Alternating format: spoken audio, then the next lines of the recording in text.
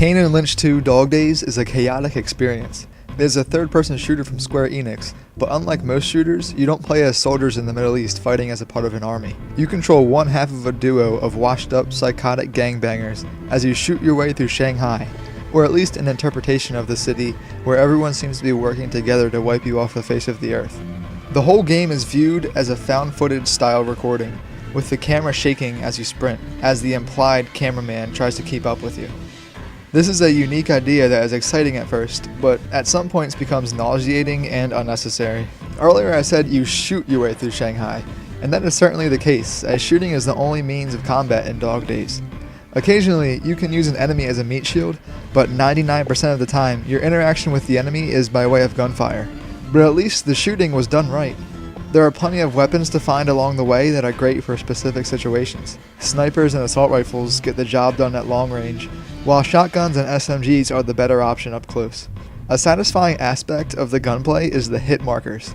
Instead of a single hit marker showing up as you shoot and connect with your target, multiple hit markers can be seen at each individual location of the enemy's body to see exactly where and how many bullets landed. Kane Lynch has a cover system, which seems customary for third-person shooters by now. However, bullets can shred through most forms of cover, so sitting in one spot is not safe for long. The AI of Kane Lynch is interesting. Enemies will respond to your actions by ducking behind cover to avoid your bullets, and maneuvering themselves closer to you to flank you from behind your cover. As enemies progress from simple street thugs to members of the military, it is noticeable that their accuracy with weapons improves drastically. Your AI partner can come through when times get tough, but thankfully, the entire campaign can be played through a co-op because having a player-controlled sidekick is the best option. The two main characters work well together in the story too. They have worked together for years, and their chemistry shines through as they banter back and forth and show each other some tough love. The story is where Kane Lynch 2 gets chaotic, however. The game is initially presented pretty well, with attractive main menu screens that are easy to navigate, but once the campaign begins, shit hits the fan. Kane and Lynch are wanted dead by gangs and police forces throughout the city. As the player, you just follow along, killing everyone in your way, with your only motive being that Lynch says he needs to make a deal with someone. Love interests and families soon get involved, and the whole thing turns into a whirlwind of confusion.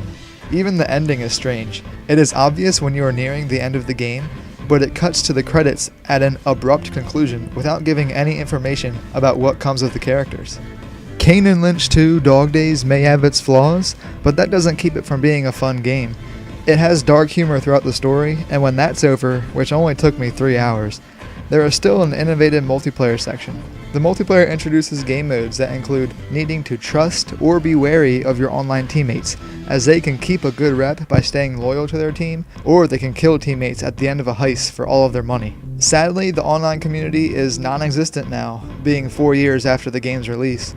And even though multiplayer is a ghost town, arcade mode offers a similar experience by substituting in computer teammates, but it's just not the same.